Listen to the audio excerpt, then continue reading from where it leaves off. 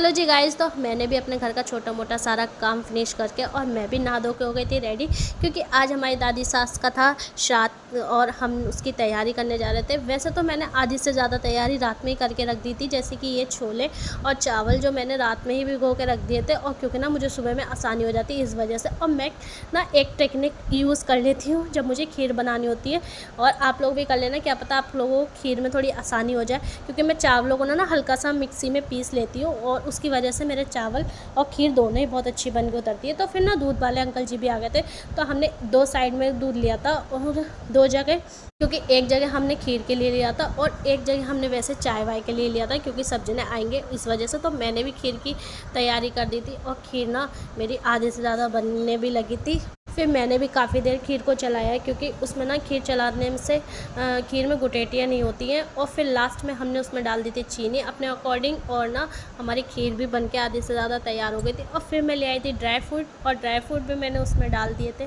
काट के फटाफट, और ना सारे चीज़ों को मैंने अच्छी तरीके से मिक्स कर दिया था। और फिर ना लास्ट में हम ना इसमें दूध डाल दिया, और दूध डालने के बाद हमने भी एक बर्तन का जो दूध था और उसको उठा के ले आए थे, और उसको वो हमारा पहले से उठा के रख दिया था हमने दूध, और ना फिर उसको हमने खीर में डाल दिया था। और दीदी ने भी तैयारी कर ली थी आटा गूंदने की, क्योंकि मेरी महिला मित्र जो है वो मेरी आधी से ज़्यादा हेल्प करा देती हैं, और उन्होंने भी आटा गूंद के रख दिया था फटाफट पूड़ियों का एक तरफ। और फिर दीदी से भी हमने थोड़ी देर हंसी मजाक की, और हंसी मजाक करते करते हम दोनों का काम कहाँ निपट जाता है हम दोनों को भी पता नहीं लगता। और फिर हमने भी ना जल्दी से श्राद्ध की तैयारी कर ली थी और खीर भी दे दी थी मम्मा जी को। और ना फिर उन्होंने पत्ते मंगाए, पत्ते मंगाने के बाद उनको सफाई से धोया और फिर रखा और पूड़ी रखी, और फिर भाई साहब को दे दिया था, क्योंकि ना पापा जी के थोड़े पैरों में परेशानी, इस वजह से पापा जी इतने ऊपर छत पे नहीं जा सकते, तो भाई साहब लेके सारा सामान लेके चल दिए ऊपर छत पे। और फिर हमारा भी लास्ट में आ गया था खाना, और हम भी खाना खाते हुए हमने भी आपसे बोला।